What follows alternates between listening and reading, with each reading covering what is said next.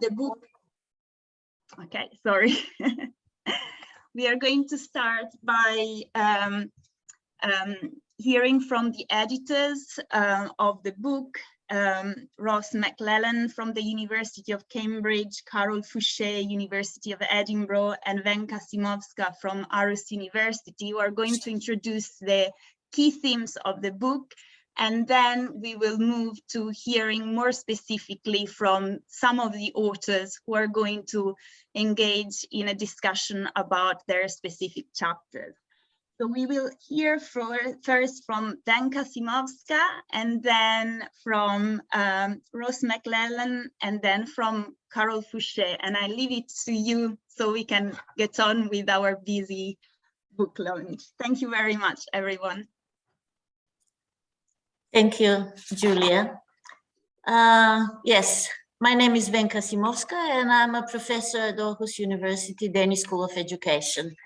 And it's been my pleasure to be an editor together with Ross and Carol of this book, which has been in progress for quite a while, interrupted by COVID and all kinds of delays. So we are very happy, all of us, to see you all here today and to see this book printed, actually. The book came as an initiative within the network on health and well-being research within the European Educational Research Association. We have a network and we meet once a year at the ESER conference where we discuss all kinds of research and practice and policy related to health and well-being in schools and in education in more general terms. So that's how the book was born. It's part of an ERA book series, which is called Transdisciplinary research in educational studies or something like that. You will see on the top, I cannot read it without my glasses, on the top of the book cover. But it's number 4 book in this series, which is published by Springer. So to give you a very brief kind of overview of, we call the book Wellbeing and Schooling, and then subtitle is Cross-Cultural and Cross-Disciplinary Perspectives. So to say a bit about this ambition or desire or vision that we had when we started the book as editors, to actually inspired by Foucault as usual, for me at least, to kind of to destabilize the taken for granted perspectives on well-being in schools, and to kind of pay attention to what he calls unsaid, or the historical cultural a priori, accessible only through the archaeology of ways of knowing. So we wanted to kind of destabilize the taken for granted perspectives, and especially also the Eurocentric perspectives or Western-centric perspectives on well-being and schooling. That was our vision. I don't know if we succeeded in that. You will tell us when you read the book, and hopefully with your critical reflections. But the result is 12 chapters, plus the foreword written by Catherine Ware of Southampton University. The chapters are authored by 23 authors and divided in 4 thematic sections. You will see later which thematic sections these are.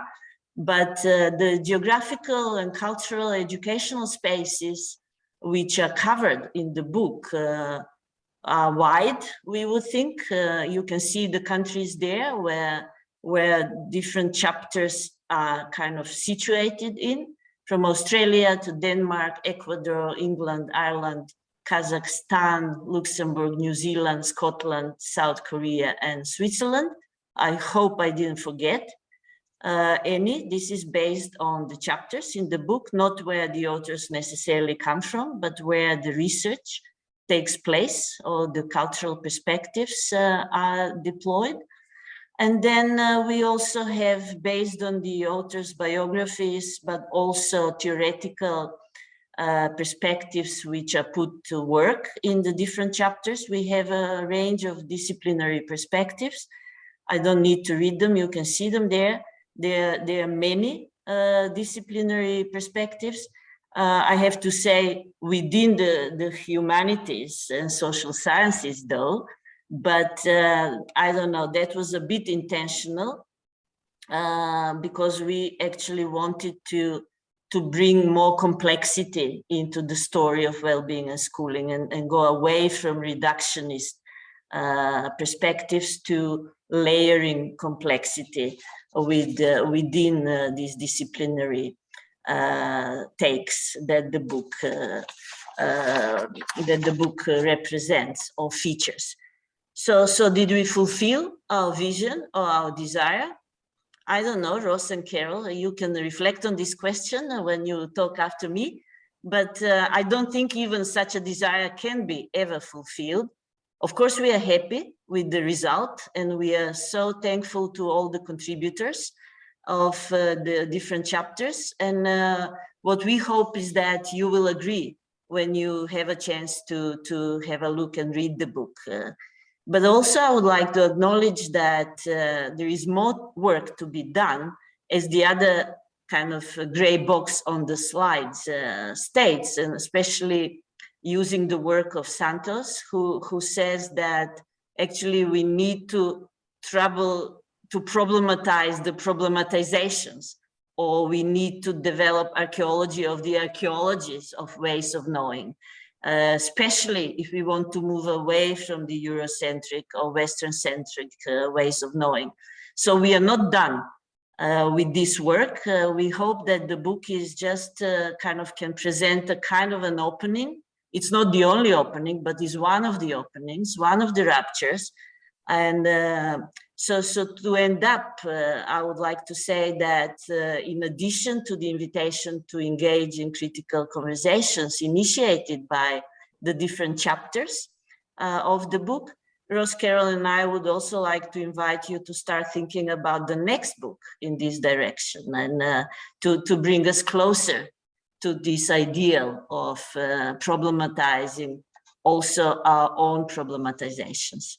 So I will stop there, and I will thank you for being here today, and I hope we will have more discussions to come. Thanks, Wenke. Ross. Thank you very much, Wenke.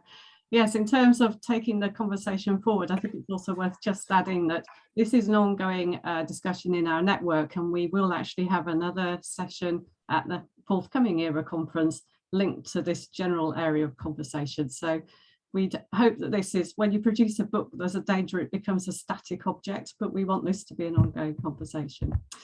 Okay, so I'm just going to say two things really about the subtitle of the book, the cross-disciplinary and cross-cultural perspectives.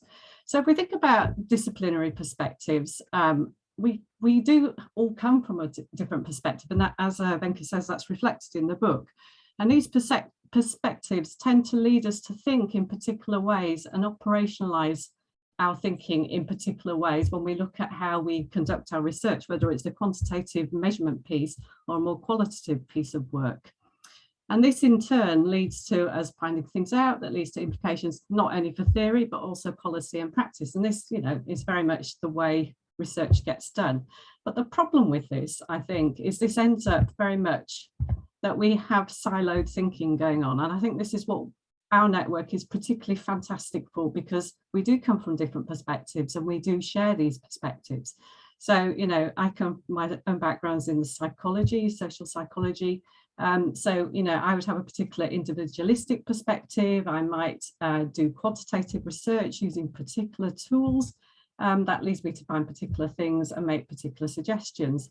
But the problem with this is that, if you only have that one perspective, it can be very impoverished, and it can also lead to unintended consequences. And this is a theme that's taken up very much in several contributions in the book, in terms of, if you take, for instance, that psychological lens, you can demonize the individual, thinking that the problem with well-being is to do with the problem without thinking about the structures in society around it. And I'll come back to the second point about the education perspective in a minute.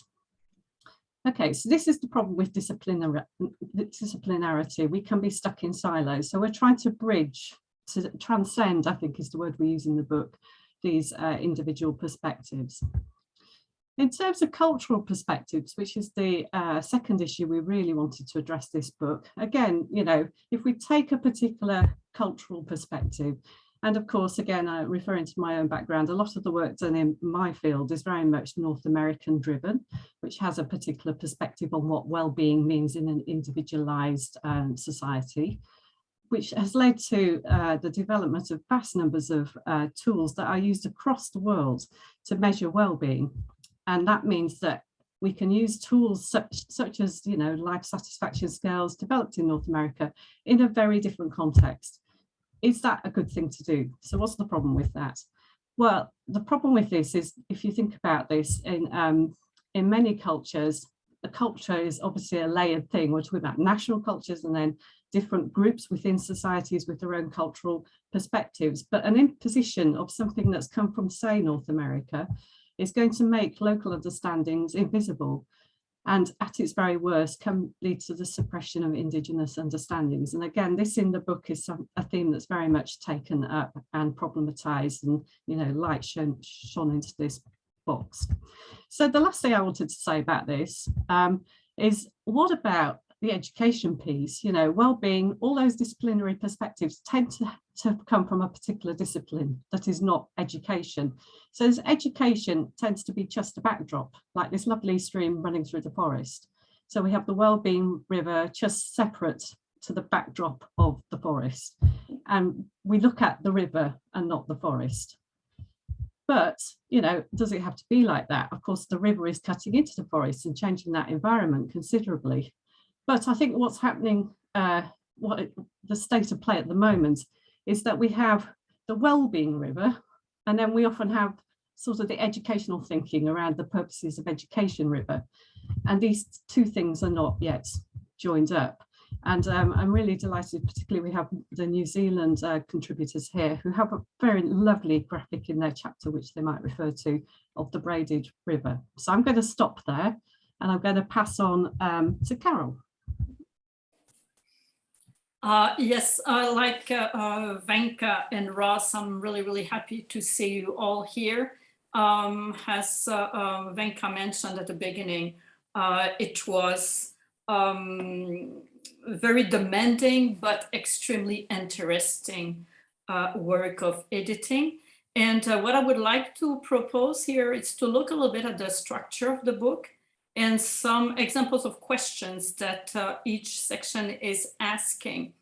What we did, the way we started the project when we first made the call for papers, for contributions, we did not have a very rigid framework in terms of thematics. We didn't want to impose really, because this is part of the process of trying to revisit what well-being in education is, and how should we conduct research, which are the areas that needed to be improved, and Ross and Venka already mentioned many. So we wanted to leave it open, and after we received the proposals, after we start working on the book, we decided to come up with thematics according to what the different contributions were referring to.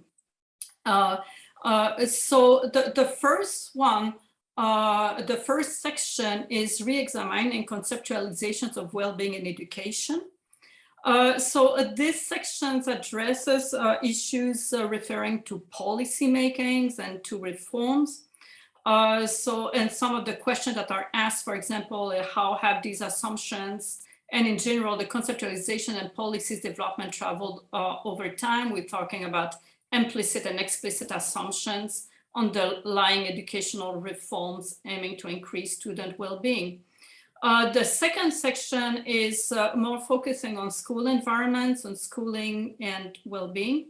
So how does students' subjective well-being change in the course of schooling, and how this relate to age, gender, social background? I mean, these are some of the questions we're asking. Of course, the chapters or asking other questions as well, but always revolving about the school environment and the ecosystem of the students as well.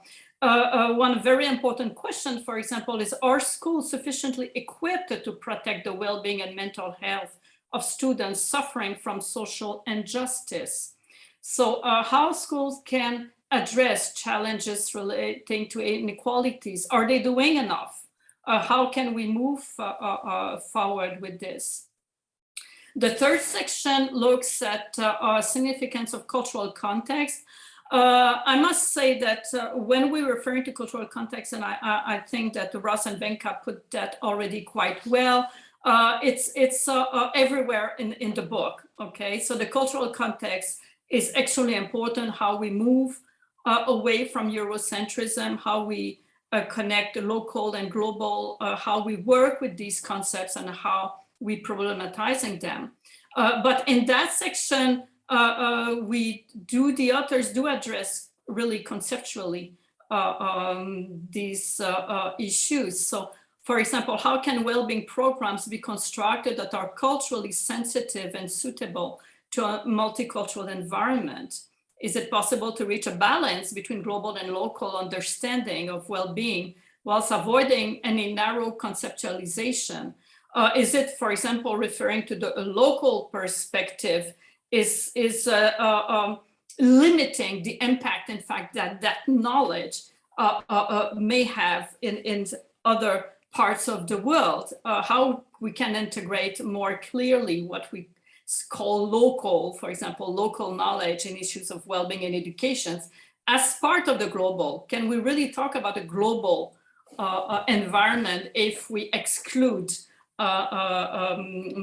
parts of knowledge from different areas in the world? So what kinds of complexity comparing the development, enactment, and effectiveness of well-being initiatives implement in distinct cultural contexts bring to the body of knowledge? Okay. And the final sections looks at a more very important actor, not only in implementations, but when we do research, is the children's voices. So the questions that are asked there, and we are lucky today that we have there are two papers in that sections, and the two papers will be introduced here. So how can children and young people be empowered in building successful partnership during research? And we're gonna talk also in that section of the subjective experiences relating to school in our understanding of school violence in specific contexts, especially when we listen to what the students themselves have to say and how they position themselves.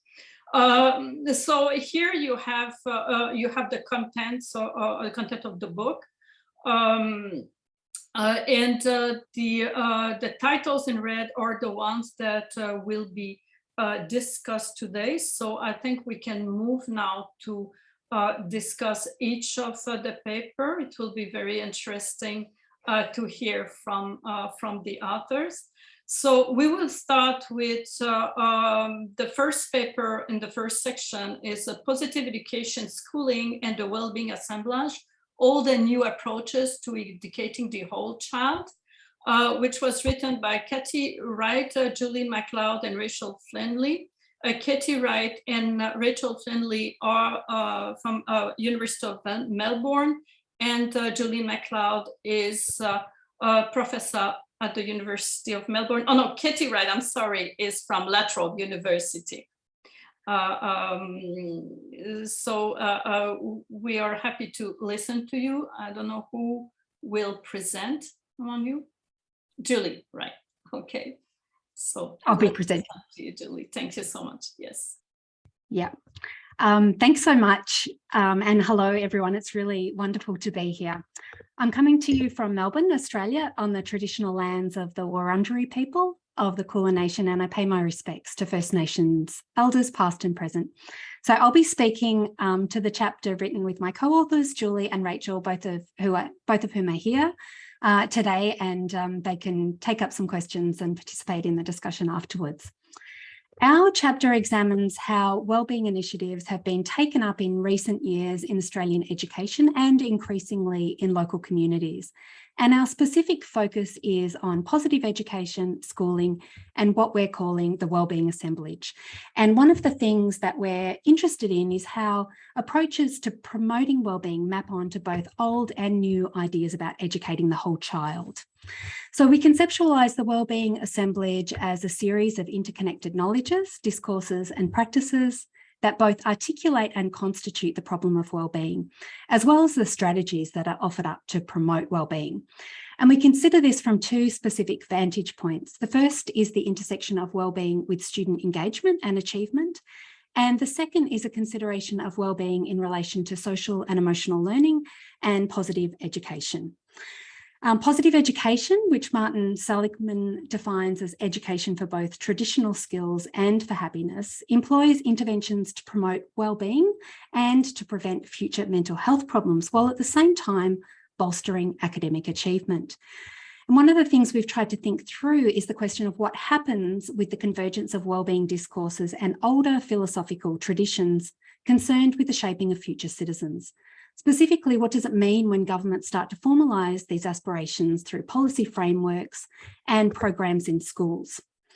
So we've looked at how wellbeing agendas, including positive education, map onto these long-standing educational aims, humanistic discourses of the whole child, and normative constructions of the good student, while at the same time feeding into neoliberal priorities that valorise metrics, big data, and scientific evidence. And essentially what we argue is that this leads to new forms of measuring and documenting the so-called soft skills, including social and emotional growth. Our methodological and conceptual approach incorporates critical policy studies, an analytic strategy of problematization, and historical sociology of concept formation. And our analysis draws on Australian education and local government policy documents, programs, and reports. In addition to considering the bigger questions relating to educational aims, we also take a close-up look at some of the ways that ideas about wellbeing and positive education have been taken up at a local level. An example that we provide is the introduction of annual wellbeing checkups for students, with the result then feeding into future planning with a view to improving student resilience and engagement. One of the issues, though, which we identify is that such measures have the effect of promoting and reinforcing a psychologised, individualised and measurable form of wellbeing. The chapter includes examination of both the top-down push from governments to promote wellbeing, such as the wellbeing checkups, as well as bottom-up approaches that have emerged from schools and local communities. And we take one municipality in the outer suburbs of Melbourne as a case study to explore how positive education and wellbeing are operationalised.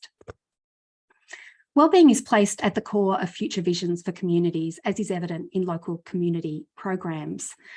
In the city of Maroondah, for example, we see elements of positive psychology and positive education framing future aspirations and associated initiatives for the promotion of health and wellbeing at a population level. In primary schools, we see the take-up of positive education through programs, for example, that focus on developing character strengths, things like bravery, love of learning, perseverance, but also the softer strengths such as kindness and gratitude. And one of the questions we raise here relates to how these kinds of prioritisations hold normative implications, insofar as ideals of the whole child take particular and arguably a compliant form, for example, through a focus on kindness rather than something like critical thinking. Interestingly, the teaching of social and emotional skills includes, in some instances, self-mastery checklists. Here we see the reductive paradox created by a scientised version of the whole child. Whilst purportedly expanding what is valued in young people, the danger is that they're reduced to what can be checked off, the identified strengths in the positive education taxonomy. At the secondary level, we see a different kind of take-up of wellbeing and positive education, one focused more on counselling, intervention and student support. Just to wrap up, what we argue essentially is that while the focus on wellbeing and positive education is promoted as an alternative to narrow instrumental forms of schooling, our analysis suggests that the underpinning logics and techniques employed nevertheless operate on a very similar register. And this points to what we identify as a tension or paradox in many contemporary rationales and enactments of wellbeing initiatives in Australian schools. On the one hand, wellbeing is represented as an antidote to narrow forms of schooling that focus on test results or achievement ratings at the expense of addressing the social and emotional needs of the child. On the other hand, however, the mobilisation of wellbeing and allied agendas rely upon and are frequently legitimated through their own tests, surveys, and reporting mechanisms that mimic the logic of achievement informing testing regimes. In turn, we suggest this can inadvertently render wellbeing as another policy checklist item, inscribing its therapeutic ambitions with performative metrics and producing yet another governmentalising norm of the good student with its own distinctive self-regulating disciplinary techniques. And that's it. I'll leave it there. Thank you. Thank you very much, Julie, for very interesting and comprehensive insights into your chapter. Now let's listen to Catriona O'Toole, who, Catriona did contribute to two chapters. One of them is co-author with Venka Simovka, and the second one that she will discuss here from the second section is childhood adversity in education, integrating trauma-informed practice within school well-being and health promotion frameworks. Catriona is assistant professor at Maymouth University, and she's also the lead convener of the Network 8 in health and well-being education at ERA, okay, from where, as Ross has and Venka has mentioned at the beginning, where the whole idea of the book started and originated. So up to you, Catriona. Thanks so much, Carol. Thank you. And I think first thing to say as convener of the Health and Wellbeing Network is just to thank all the authors. As Venka said at the start, the idea originated in our Network 8, and so huge thanks to all of the authors, and particularly, I suppose, the editors, Roz, Venka, and Carol, for taking, this idea for this book, initiating it, seeing it through to fruition, and in the midst of the global pandemic. So that was no mean feat. So just to acknowledge that as well, I think it's really important. So I'm kind of improvising here because I wasn't sure. I was greedy and I took 2 chapters, and so I wasn't sure which. My dogs are running out. I wasn't sure which I would comment on. So I'll focus on the second chapter. Myself and Venka wrote one together, which was kind of a very conceptual article, a conceptual piece, and looking at we've in kind of Bildung, and we kind of challenge some of the monological thinking in well-being discourses. So we draw on the Francesco Varela's idea of the embodied mind, looking at those entanglements of mind, body, and world. And so that's the first, I think, the second chapter in the book. And then later on, I have a chapter that looks at childhood adversity and education and the possibilities, I suppose, for integrating trauma-informed practice within school well-being and health promoting frameworks. So in this chapter, I'm kind of keen to highlight just how prevalent, how common childhood adversity, childhood trauma are, and that they can have very devastating and wide-ranging impacts actually on children's mental health and well-being and educational outcomes and all of that. So I'm kind of keen to highlight a double whammy. Not only do children sometimes experience overwhelming and toxic events, but sometimes how their responses to those trauma and adversity that they've experienced, how those responses manifest in school classroom contexts, are sometimes manifest in behaviors like dysregulation, emotional withdrawal, or behavioral outbursts. And it's sometimes those very behaviors that can get children in trouble in school, get them punished, or be interpreted inadvertently as acts of defiance and so on. And so they're being punitively consequenced in many cases for their trauma responses in school. And so there is a real need to think about and to take into account children's experience of childhood adversity. This is something that the World Health Organization is now beginning to recognize in terms of kind of leading epidemiologists looking at kind of acknowledging that childhood adversity is an issue in terms of risk factor for later mental health and health conditions. But it's not something so far that we've integrated in any systemic way into health promoting schools frameworks or into wellbeing frameworks at school.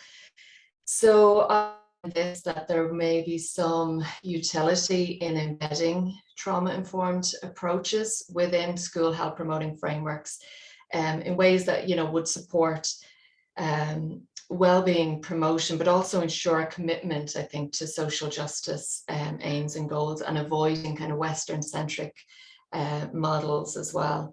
So I'm taking on the one hand kind of health promoting schools framework, and the way that we talk and think about it, I suppose, in Network 8 is really very much challenging the traditional health promoting focus that narrowly maybe looks at students' individual kind of skills and behaviors and dispositions and knowledge, but actually critically explores the sociocultural determinants of, in this case, sociocultural determinants of health, but also the sociocultural determinants. We know that childhood adversity is experienced more commonly in families where there's a lot of stress, and communities where there's violence and racism and oppression and so on. So this chapter is about arguing for embedding those core principles and values of trauma-informed practice. So those being safety, trustworthiness, collaboration, space for choice, voice, and empowerment. Also bringing that cultural humility lens to bear as well, and that there may be huge benefit then in embedding trauma-informed approaches that are underpinned by those values and principles, and integrating those with health promoting schools frameworks. So that's really what the article is about. I do recognize as well there's a lot more empirical work to be done in the area, but the chapter is really, I suppose, a kind of conversation starter as well, and just highlighting the importance of this area of recognizing and understanding what happens and responding, I suppose, in culturally sensitive ways and in socially just ways to what happens when children experience trauma and adversity. So I'll leave it there. Thank you very much. Thank you very much, Catriona, also for all these insights and your chapters. Now let's go to our colleagues in New Zealand for the contribution in section 3, laying the foundation for well-being in youth in New Zealand, developing socio-emotional understandings in students, families, and teachers through a co-constructed, culturally and linguistically sustaining framework. So the authors are Amanda Denston from the University of Canterbury, Leticia Ostresha-Fickel, who will talk today, also from the University of Canterbury, Rachel Martin from the University of Otago, and Veronica O'Toole from the University of Canterbury. And I want to add also that Amanda Denston and Rachel Martin are both associated to the Doi Taha Katimamoe and Ngai Tahu tribe in the South Islands of Aotearoa in New Zealand. And I apologize in advance for my mispronunciation, maybe. So we look forward to listen to you. Now I leave the floor to you, Leticia. Kia ora koutou mihi nui kia koutou mai harimai ki tēnei hui rangahau. It's really lovely to see all of you, and you did a wonderful job with that pronunciation, so well done to you. And Amanda sends her regards. She's unwell and still recuperating from COVID, but she does send her regards, and I'm very pleased to be joined by Rachel and Veronica Ronnie here this evening. So our work situated here in Aotearoa, New Zealand, takes a bit of a different lens than we've heard from our two colleagues sharing today. We have been focused on a collaborative project working with two schools here in the Christchurch and Canterbury region to add to this global dialogue around well-being and socio-emotional well-being in particular, based on the foundation of an understanding that through the development of socio-emotional learning and the repertoire of skills that reside in that space, there's been demonstrated research globally that when we help young people develop those sorts of skills, it does, as Katie said, not only add to their socio-emotional well-being, but it does contribute to the academic outcomes. And for New Zealand, that's particularly important to us because we do rank quite lowly in the OECD, 33 out of 38 for child well-being, and we experience a great range of educational inequity in this space. And so our work is really taken up in collaboration with schools who were seeking to increase and enhance the well-being of the young people in their schools, but to move a bit beyond where they currently were and to try to really think about what's happening in classrooms and how can we co-construct a framework that gives that's grounded firmly in the Te Tiriti of Waitangi, which is one of the founding documents for New Zealand that sets the frame for us of having a bicultural framework where te reo Māori, tikanga Māori, Māori worldview, governance structures sit co-equally with sort of crown Western lenses. You can probably tell from my accent, I'm not originally from New Zealand, but that this real desire to give effect to re-indigenizing the work that we do in New Zealand and to bring Māori knowledge forward and to foreground it in different ways. And that's really important for us in the schools we were working in, because not only do they have a high population of Māori students, we have a large population of the wider Pacific students, but we also recognize that for us in New Zealand, one of our frames is if we can enhance education for Māori, we enhance education for all, because it's been the widest disparity. And we owe an educational debt in this space because of colonization and the sort of loss of traditional knowledge about what well-being is and how it's framed. So working with these teachers, we set out to co-construct a framework for doing this in the classrooms using an action research model where we brought the teachers in as co-researchers with us so that they could investigate their classroom and we could all grow and learn together, which is a very traditional framework as well of learning from and with each other in these spaces. So it was very important to us to flatten the hierarchy of university and schooling staff and recognizing we each bring expertise to the table. But we also wanted to create a framework in doing this that we could get teachers engaged with listening to parents and whānau about how they understand well-being, how it's culturally situated for them, the ways that they cultivate and support their young people with their well-being in home contexts and community contexts, so they could listen to the skills that parents have and try to find that resonance between how parents cultivate these skills and understandings and how teachers might leverage that, but also how the teachers understand those. So as Roz mentioned, we did in doing this, we've used a framework that's called Te Awathiria, which is a braided river, which reflects the place we are in the world. We live in the Waimakariri Valley here, and the braided rivers are the rivers that run from the mountains and the Southern Alps and come together and entwine. So we brought together a framework called Te Whare Tapawha from Mason Drury, which is a Māori Indigenous framework of health and well-being, along with CASTLE, which is the comes from the States, and it's the Center for the Assessment of Socio-Emotional Learning, and used both of those to help teachers unpack, begin to untangle, and to think about what the relationship was, but also how they bring distinct worldviews to the table. So we engaged the teachers in Wananga, which is a traditional method. A Wananga is a place to talk freely, to express yourself, and to co-construct knowledge. So we held Wananga with the teachers, unpacked how they understood socio-emotional learning,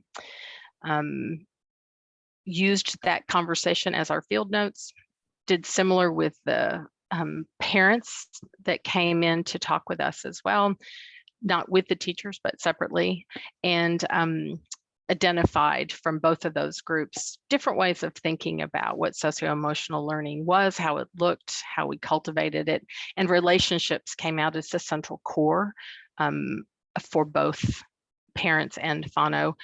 And for parents, it was also about how identity, language, and culture were central to their emotional well-being for their children. And we then asked the teachers to consider those ideas together and to weave the views together as well and braid those ideas, and that we then had them trial some activities in classrooms. So we used a reflective tool that was a common practice. It's in the text of the chapter, where the students every week were asked to just reflect on one of the 5 questions of their own choice, so giving them lots of space and place to make decisions about how they reflected on their emotional states and their well-being, and how they were affirmed that week in the classroom. And then each one of the teachers also picked up an individual practice, because we really wanted to center and acknowledge the teachers and acknowledge that they brought experience to the table, and give them the space to innovate and be responsive to their youth that were in their classrooms. We highlight one of our teachers who teaches in a bilingual classroom, and the way that she really centered Māori traditional ways of knowing and understanding at the core of the work.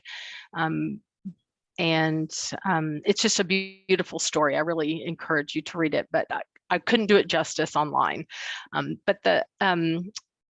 each one of the teachers did bring a unique set of skills. But I think what we wanted to offer to the global conversation in this space is the importance of reaching back in to look at those ways of culturally framed understandings of socio-emotional well-being and socio-emotional learning, and to highlight them, to help teachers understand that emotions are laden with culture, and culture is laden with emotions, and to shift the discourse that was beginning to emerge in New Zealand, and I think is emerging globally, around socio-emotional learning being used as a tool for behavior control and classroom management, as opposed to that holistic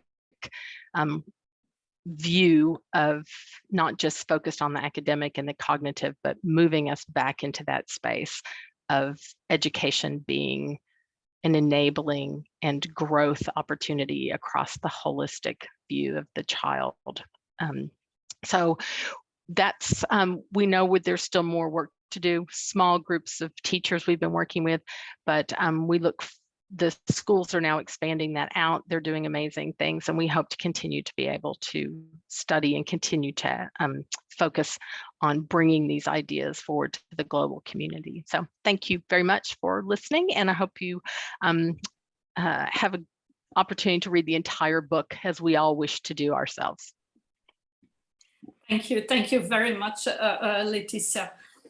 you gave, I'm sure, the readers the taste to read your article, which as all the contribution, I think is very important, but the focus on these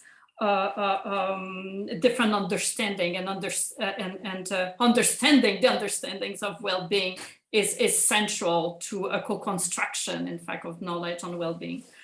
Thank you so much. And now we will move to the fourth discussion, which is from the fourth section. The first one from the fourth section will be on school violence and well-being in Southern Ecuador, exploring popular perceptions and official discourses paradox, which was written by Bernardo Canizares, who's a film director and also supports social projects and civil society organizations in Ecuador. Irene Torres, who studied health promotion at the Danish School of Education at Aarhus University, and both are leading the foundation Octaedro in Ecuador. And I'm the third author of this, and it was a really, really great pleasure to work with Irene and Bernardo on the piece. So I will leave the floor to Irene now. Thank you, Carol, so much. I'm so happy to see so many Network 8 members, the Health and Wellbeing Network of the European Educational Conference. And it's weird, an Ecuadorian in the European Educational Conference, but that's because I studied in the Danish School of Education. As Carol mentioned, we focus in Ecuador, the country where Bernardo and I work. And full disclosure, we are actually married and we've worked very little together, mostly in film, not in research. But this was a good opportunity to work together with participatory video. And if this book has one single value, is that we were able to include this method that I have also used in other studies, and it's a very difficult to do, so I don't recommend it, but it's an interesting tool. So we studied school violence and well-being in Southern Ecuador. We analyzed popular perceptions in the context of official educational discourses. We explored the perceptions of school violence and home compared to the perceptions on safety in children in 3 small villages in Southern Ecuador. And we examined the discrepancies in Ecuador's educational policy framing of school violence. And Carol was crucial to this analysis, because when you're so immersed in the school culture and the understandings of education, because you're studying your own education system, you have children in the country being educated in the same system. It's sometimes difficult to analyze the data. And the study gives a unique view into the lives of these children in Southern Ecuador in 3 small villages, with whom we tried to have a very respectful interaction. This is also hard to do. I am from the school of not prodding children, and we've discussed it at length in Network 8. And also, we would have wanted to do it a little bit differently, but we were working with an international NGO that wanted to implement a program in these underserved populations. And they said, we're going to do the research anyway, the study. So we have to have a child protection officer at all times review the protocol and instruments. We have to agree with what you will be doing. Unfortunately, they did like the idea of the participatory video. So the findings show that the national educational legal framework that informs the norms and practices in the schools promote the use of punishment for non-compliance to school. It is not dialogic, whole well-being setting. So we counted 105 mentions of verbs or nouns deriving from the concept of punishment throughout the educational system's legal framework. And this is interesting because peaceful dialogue is only mentioned 9 times as a form of solving problems in schools. Punishment is the major concept that emerges in the policy. Concurrently, the strategies to boost school climate and enhance student well-being are embodied in the principles of buen vivir, which means good living. And it's a conceptual framework that exists not only in Ecuador, also in Venezuela, Bolivia, and it involves peaceful living. It involves diversity, communalism, complementarity, social harmony. And it's an indigenous alternative to well-being, and it doesn't involve a unitary concept, but embraces the diversity in which people will find their well-being. And in the answers from that's the conceptual framework that we think, and this comes from my PhD study, we think could be a way of improving school well-being. And in the answers from the children in the study, we found that they feel safer at home than at school, even though they acknowledge that they suffer regular abuse from adult household members, mostly their own parents. And the fact is that Ecuador's figures on peer bullying and abuse from teachers are overwhelming in Ecuador. Between 2014 and 2018 only, the Ministry of Education recorded 1,623 formal complaints of sexual abuse in the school context, of which 1,210 were against teachers. But the prosecutions against teachers and peers are infrequent, and when they take place, they're very slow moving. Also, according to the same Ministry of Education, almost 23% of students between the age of 11 and 18 acknowledge they are being bullied by peers at school. And interestingly, most students identify retribution as the best way to cope with bullying. When they're prompted to share what measures the system can take, they say victims must defend themselves, victims must make others respect them, victims must react, the aggressor must be sanctioned. At the same time, the participatory videos that we produce show that students do not think they can rely on teachers to help them, and that speaking up has consequences, negative consequences. Fortunately, the students appear to be aware that they must speak up, that it is important to speak up. So in the focus groups, for example, the children discussed that now the aggression is turning against the parents, and they see it as a form of reverse violence. This is how they describe it. So our study raises more questions than answers. In Ecuador, we definitely need more studies to understand the acts of violence and perceptions of violence between home and school, because, for example, the Ministry of Education says that schools replicate external or social violence or home violence. And this assumption should be critically examined, because what struck us in the study was that, as I said, students were abused at home, but they were more afraid to go to school. And there was school desertion and attrition in these homes. So finally, the Ministry of Education in Ecuador needs to analyze better. When should the Ministry of Education intervene at home? What are the real protocols to intervene at home, to refer children for help, especially considering the appearance of reverse violence, but especially look inside and see how Ecuador can improve the school climate and well-being of children. Thank you. Thank you. Thank you very much, Irene. I mean, this is a contribution also that, as you mentioned, tell us something else also about the role of the school, and also about policies. We cannot always take for granted that the school is there systematically to promote the well-being of children. We have to work on it. And so I think this you raise a series of also very important issues here. And now we will move to the last presentation today from Michelle Jaiman and Kirill Potapov, reimagining mental well-being strategies in school. So Michelle Jaiman, she's a lecturer in psychology at the University of Roehampton.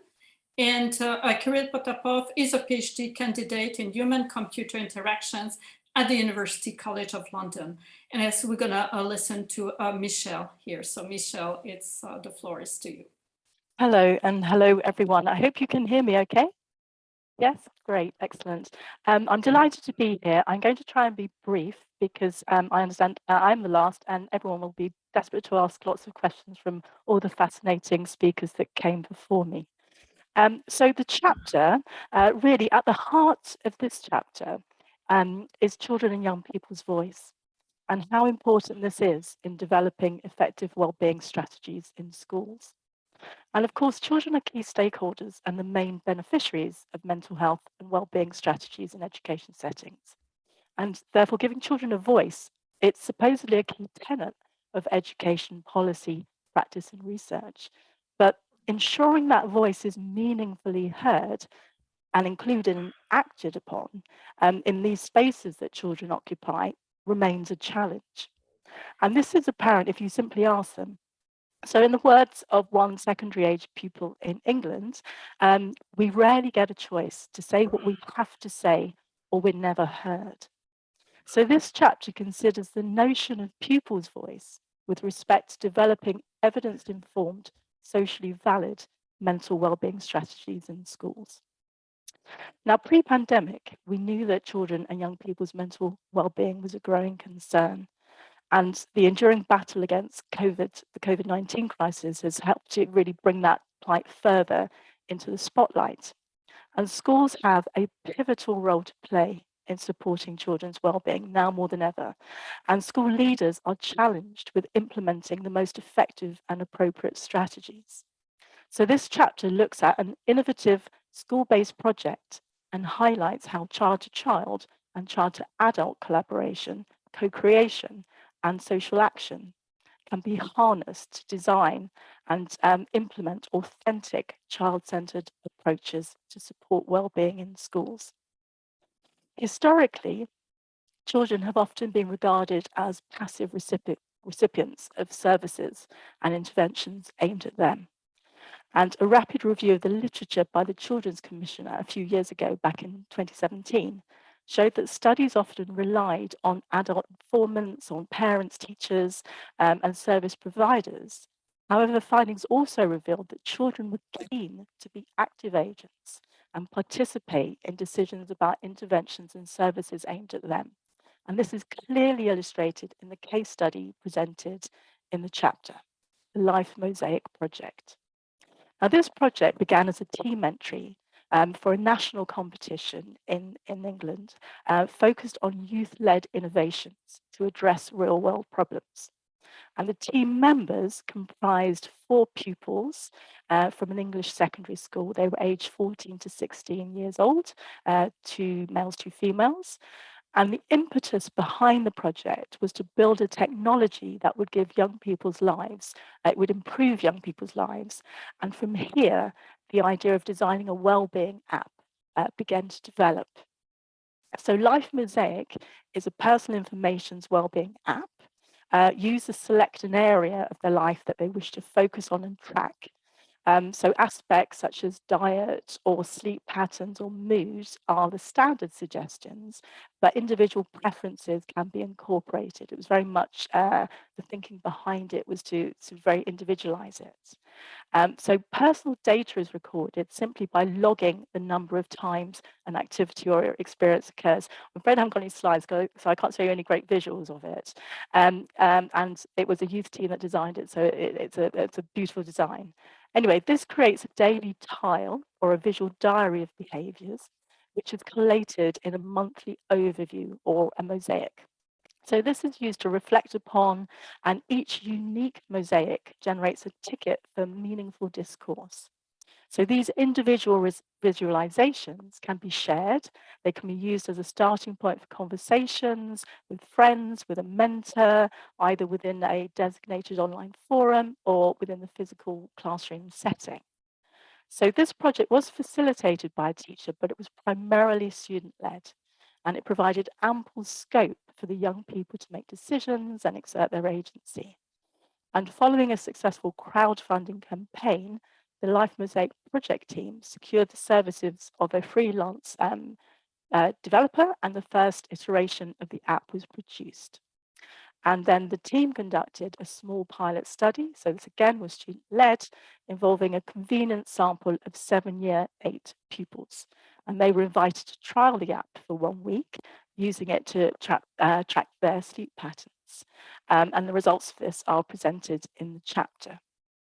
But really what I wanted to say was to focus on how much the project was a teacher-pupil collaboration, which really afforded young people the agency to champion an important issue which they identified as highly relevant, not just for them, but for all young people. So the team demonstrated their commitment throughout the project to collective processes in which all voices and contributions were valued. There was a strong focus on children's agency and empowerment, which underpinned the project. And these were embedded in the design, in the development of the project, and in the pilot evaluation. So all stages of the project. And I think crucially, this case study demonstrates how children and young people can contribute to all stages of the research process and help shape effective and meaningful wellbeing strategies to enhance their own lives and contribute towards a school-wide wellbeing culture.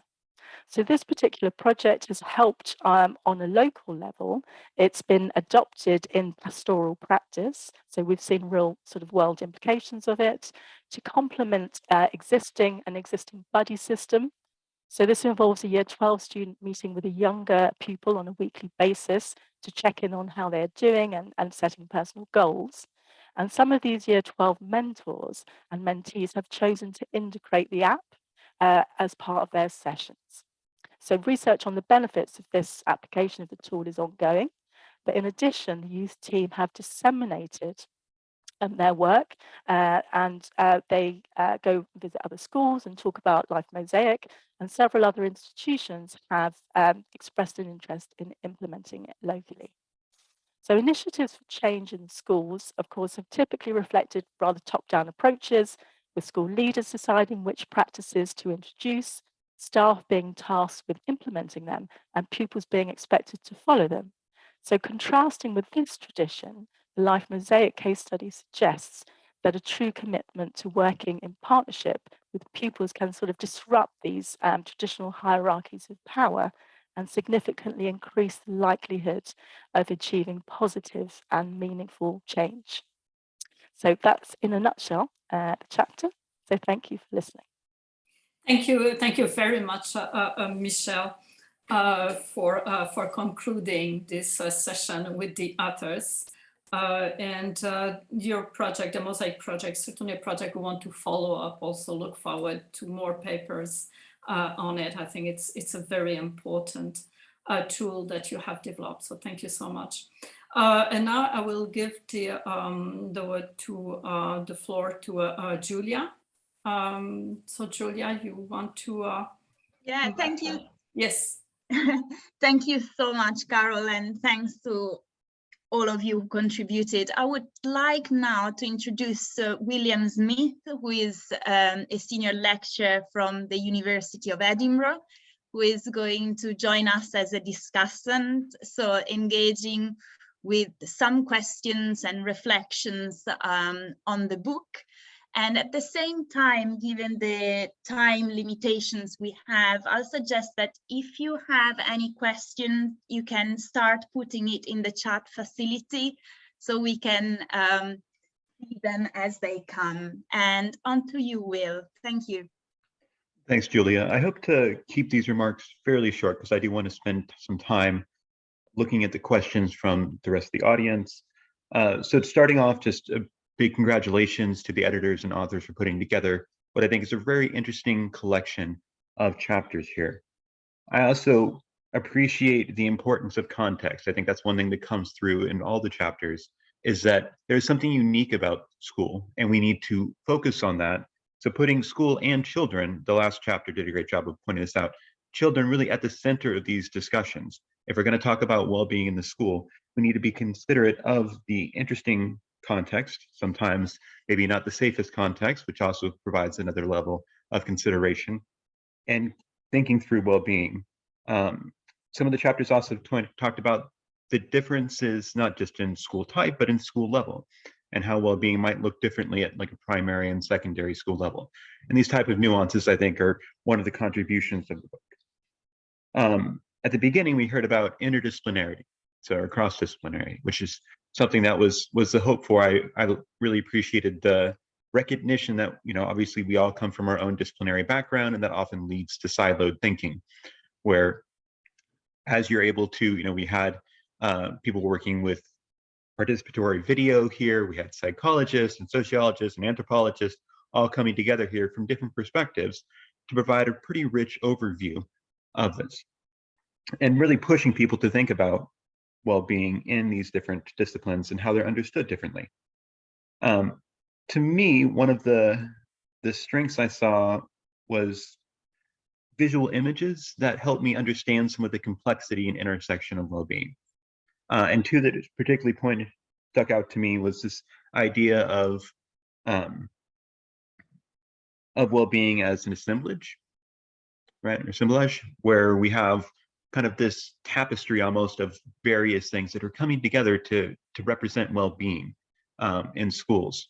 And the second one that I thought was really nice and easy for me to kind of visualize was this idea of a braided river, right? Where we've got this sense of disciplines being combined and ideas and concepts being combined to understand and being able to articulate well-being. So that's part of what I thought were some of the strengths coming from this book. One of the challenges that I think the book and well-being overall as a field will have, and this was also, I think, brought up in our first chapter today, was a sense on as well-being, becomes more of a buzzword, becomes this concept that gains momentum, is it going to lead to well-being being co-opted, right? And we heard that some here, where this idea that well-being really needs, and this comes through in a lot of the chapters, needs recognition from local actors, whether it's indigenous knowledge or student perspectives, and that well-being should be reflected in their needs and not necessarily this top-down approach. But as we see kind of a well-being movement and this swell of research and policy around well-being, will it be co-opted to become more reductionist in nature, right? So we're losing some of this rich understanding of well-being that some of these chapters brought out to narrowly tailor it. And that some of the chapters did a good job of pointing out that it's almost initially, as it was kind of this push against narrow results-focused education and to looking at a more holistic approach to education, as we start to put well-being as an end in itself and is important in its own rights, will we see school quality and qualifications start looking at well-being as a metric and start quantifying and measuring it? And then what will that look like? Do we lose some of the nuance and what we were originally trying to do? And we saw some of that with this idea of a checklist, but we can also see that in the OECD's well-being index. And so what are we losing with that? My sense coming from this book, and I'm not a well-being expert, so I learned a lot. I really appreciated everybody's contributions here, is that well-being is very contextualized and therefore somewhat unique to get determined by the local context. So being a comparative educator, as I am, that it may be very difficult to make an index and compare well-being across context. So is this well-being index part of the reductionist movement where we lose some of this important nuance and complexity in this concept?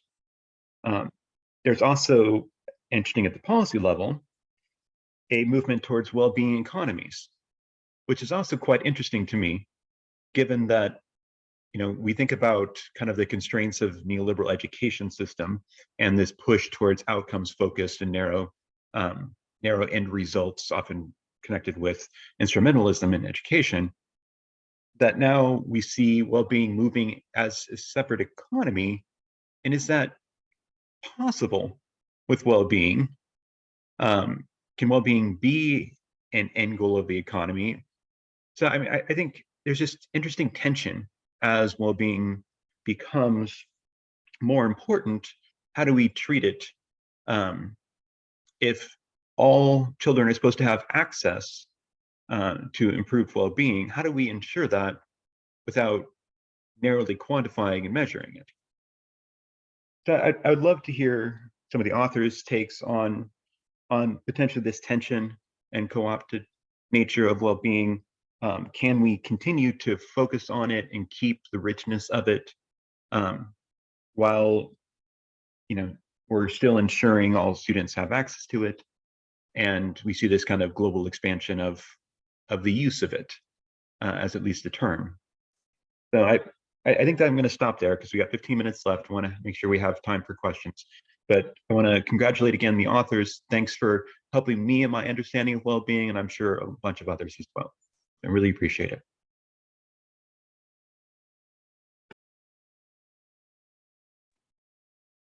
So Julia, I'll pass it back to you. Yeah, sorry.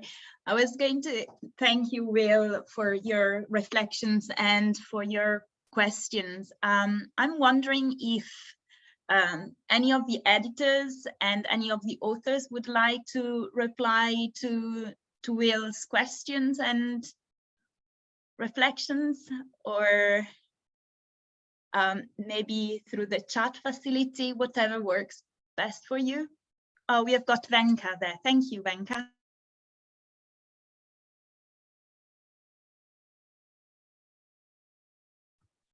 You're on mute, Venka. Oh, sorry. I would have loved to hear reflections by some of you from the audience, but if nobody signifies that you want to speak, then I definitely would like William to say that at least in Denmark, definitely the concept has been hijacked by educational governance and policy, because since it's in kind of introduction in the national educational reform, the largest educational reform in Denmark for many years, annual measurement, annual survey has been imposed to all the schools, primary and lower secondary schools, and all the students need to fill out this survey, and the schools are ranked by this well-being, how well they do on the scale, and it really became kind of, I call it a tyrannical rather than transformative concept. We thought at the beginning, the scholars looking into the reform, we thought, okay, now is a good time for all these initiatives, more socio-ecological initiatives related to well-being to blossom, but instead the measurement took kind of dominance, and then as a result, again, all the interventions, because the schools and the municipalities are then obliged to react on the scores on the survey. So they need to initiate interventions, which are then either simplistic, I don't know, I don't want to offend any initiatives, because, like either mindfulness or meditation or yoga or other kind of, again, individual focused interventions to raise the scores of well-being. So there is a lot there that needs to be done, I would say. Thank you. Thanks, Venka. We have got Irene and also Carol, who could not find the hand, but she has texted me that she would like to intervene. So I don't know if Carol, you want to go first, and then Irene? Okay, I can go first. I'll be very, very brief. Yeah, I don't know why on my screen I don't see, which is unusual, but anyway. Yeah, I just want to thank Will very much for his comments. I think his comments are very important. In fact, Venka said about what I want to say also. I just want to add that the position of the OECD and the way that well-being is conceptualized in their approach and indicators, it's more like well-being for schooling, and what we would like to talk and what many of the authors are addressing. In fact, it's repositioning that, even if it's not done always directly, it is a very implicit, but absolutely there, that we're more talking about school and school environment for well-being, and not well-being for achievements, school achievements, which is one of the focus of OECD's indicators. So I think we need to work and revisit this approach. Yeah, so this is what I wanted to say. Thanks. But thanks, Will, very much. Yes. And now we can hear from Irene and then from Ross.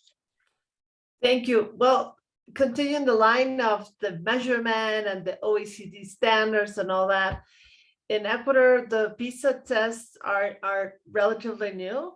And interestingly, the PISA results revealed that 82% of students in Ecuador between 11 and 18 qualified their family relations as positive, which is interesting because the Ministry of Education insists that any violence at school, which is very high, is the fault of the families. But at the same time, in the same PISA study, 23% of students, no, that was the Ministry of Education. The other, I think it was the same, yeah, 36% of students mentioned that they were aware of at least one violent episode at the school or around the school for at least 4 weeks before the PISA evaluation. So this is also interesting because most of the students say that they feel well at school. So it's a weird perception of, and that's what the chapter is about, but weird perceptions of what is violence.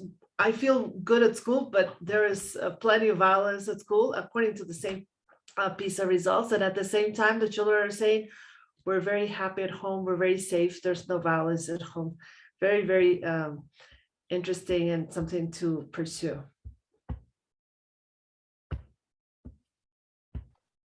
Thank you. Thank you very much, Irene. And now on to Ross. Thank you. Will, I would like to congratulate you. In my view, you've just hit the nail right on the head, which is something that's been bothering me for some time. It's this business about, well, we have this thing, well-being. If we don't measure it in some way, how can we understand that and how young people are getting on and helping them towards an entitlement? But at the same time, knowing that governments are going to co-opt this and policymakers are going to use it for their own aims, how do we deal with that? So I think what's important about this book is that this has really been put on the table and that we're beginning a conversation. So we have to find a way, and I know in the UK this is next to impossible, to work with policymakers to help them understand that it's what they do with this stuff that's the problem, not necessarily that the measurements exist in the first place. And I know people have different perspectives on that, but you know, if we don't have a way for people to work collaboratively from the ground up in the ways that have been expressed in some of the chapters, these things can be used in a very positive way, but it's when they're co-opted in a bad way. So I guess the challenge to all of us is how can we stop this? I think we need to work with our own governments, but have this global conversation. And maybe I'm idealistic, but I think if we keep banging the drum on this, we might actually make some headway.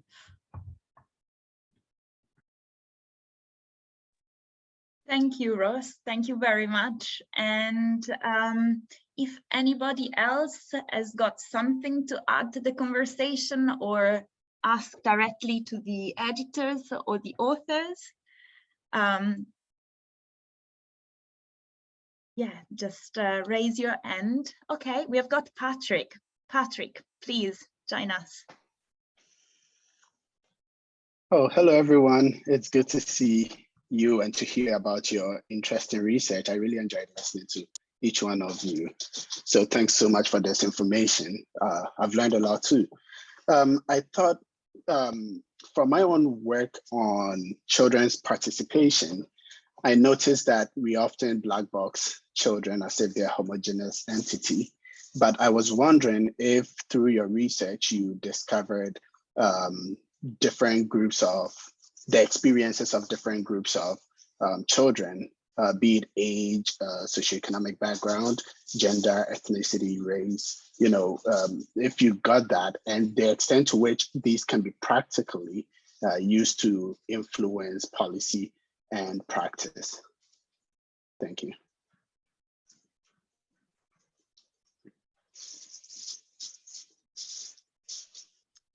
So please, between like authors and editors, if you raise your hand, and so you can get back to Patrick.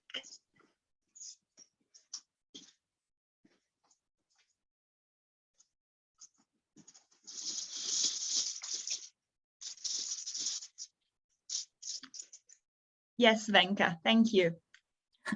Okay, me again. Of course, yeah, children, we often do that, talk about children as a homogeneous, but of course, children are different. And when we talk about, and I would actually also put the question mark on how much, on the possibility to kind of represent children's voices. This is a very complex issue. Who can give voice to anybody, and all that, the empowerment story. Therefore, I think what we at least try to do in the book is to amplify. We talk about amplifying children's voices, maybe trying to create spaces in educational institutions where children who don't get to a voice easily can enter this space, and so on and so forth. And of course they're very, very different. In the spaces that encourage them to speak up would be different in every educational context. Leticia, over to you.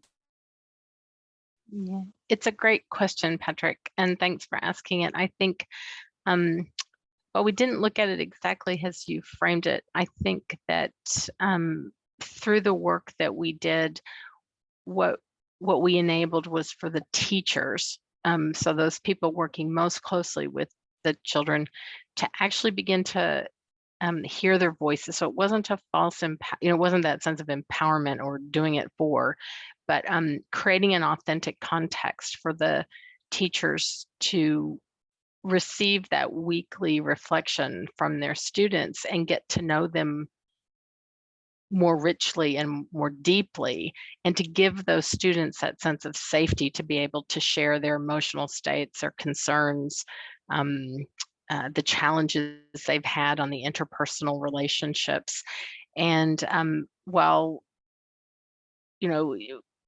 we're not looking at large numbers, so not in those large data sets of being able to say anything about children from these backgrounds. But in some ways, when we do those things, we do lose the intersectionality of the ways that children's cultural backgrounds, linguistic experiences, socioeconomic status, gender identity end up getting carved off in one space when they're much more complex, fascinating human beings. And I think that's what the work we tried to do, is get the teachers to really up close consider those things in the state of considering well-being. Thanks, Leticia.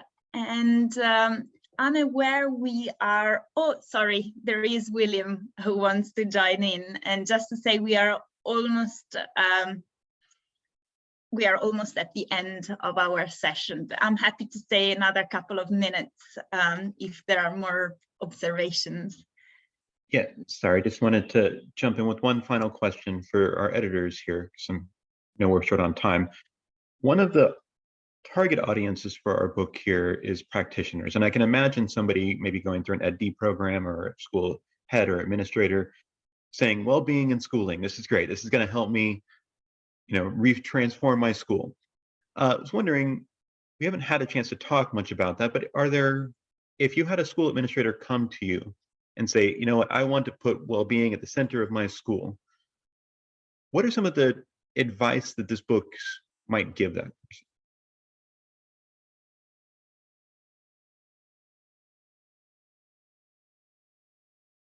Carol, I think you should take this. Me? I should take this? Okay, thanks. This is, we can go on and on with such question. Well, I think this is a very important question, but one of the very important issue that the book addresses is specifically the issue of context, okay? And the contextualization first, and then what well-being means in that specific context and that specific school.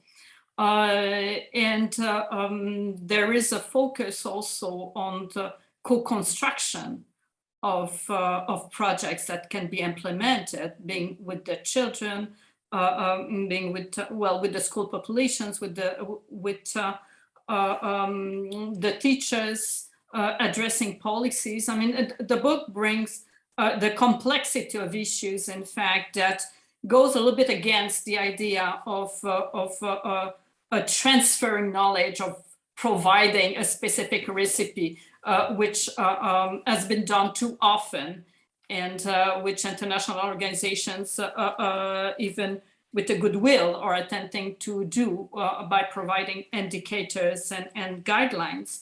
So I think what the book is showing here is the caution, but also a kind of optimistic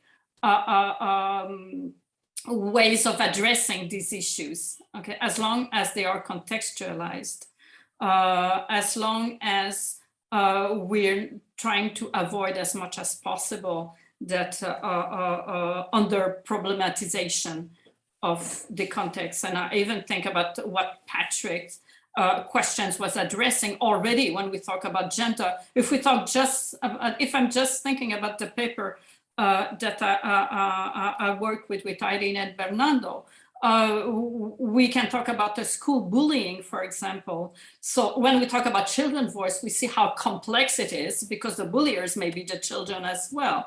So who are facing different set of issues. So how do address them in the school context? Is it possible to address them in the school context also using a well-being framework? So I think your questions, well-being, is helping us to ask more questions and more caution, in fact. I don't know if Venka would have something, or Ross, or any of the authors would like to say something also on this. Yeah. I think Ross has got her hand up. Just I used to be a secondary school teacher before I came into academia, and I quite often do work with schools. So I suppose what I would say, certainly as far as the UK goes, schools are very interested in these ideas, but often see in the media very simplistic portrayals of what well-being is. So number one message is, guys, it's a bit more complicated than that. And then some sort of sharing some of the perspectives that have been given on well-being. But secondly, then, as Carol has alluded, it's much more, it's the contextualized that's important, to think about what the issues in your school, to work collaboratively and participate in a participatory manner with both staff and students in school, and to come up with projects to tackle the issues in context. I mean, I do a lot of work myself around those sorts of general ideas, but it's about being a partnership with schools, saying we don't have all the answers here, but yet, it's portrayed quite simplistically often in the media with very beguiling tools that, can be quite seductive for schools. So it's kind of, I used to be quite eclectic when I was a teacher. You see initiatives, you pull it on board. It's like, hang on, stop, don't do that. Let's think about the bigger picture. And schools certainly in the UK would be open to doing that. I can't speak for other contexts, obviously.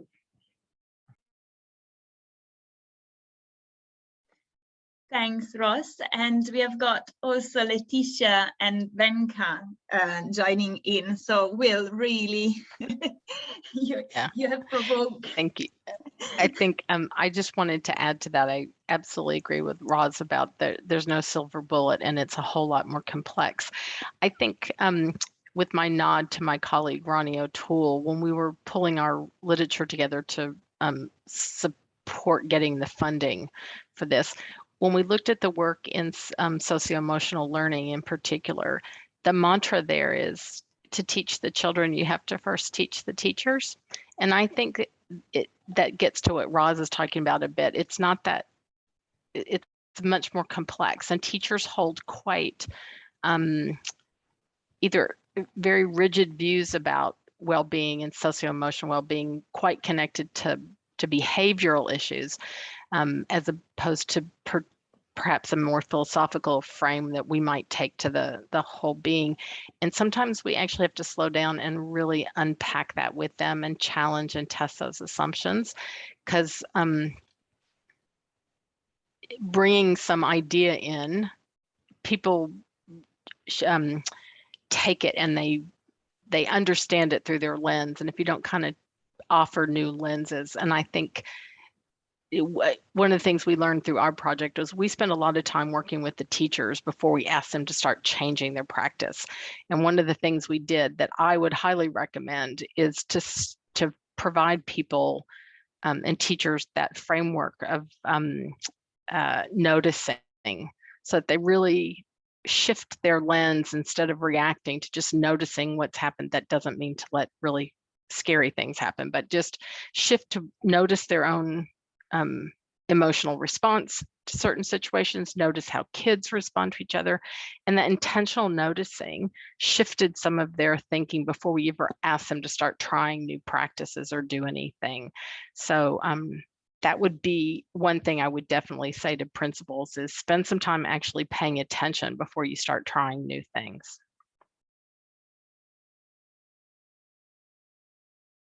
Venka. Yes, I agree with all that was said, and I would just like to add, I think, my point of also conceptualizing and thinking about well-being in schools without instrumentalizing it, but for its own right, so to speak. So it does have some specifics. It's not like general well-being or happiness or whatever. The schools are very specific environments. And for me, the question is, one, not to instrumentalize well-being in order to promote well-being in order to achieve better academic attainment or whatever. And that's one point. And the other point is to actually think about this, does the school environment promotes well-being, not as much as to ask the question, do children thrive in schools or not, but is the school environment conducive to well-being or not? So that shift would be something that I would love if policymakers or school leaders would pay attention to. Well, thank you very much. I don't know if there are any final remarks, but it is now 13:37, and I think that if no one else has anything to add, I would like to thank everybody again, especially the editors and the authors who joined us today. And this session will be shared on our, will be shared publicly. So I think William especially will be able to share some more information about how and where it's going to be shared. Thank you so much again. Well, thank you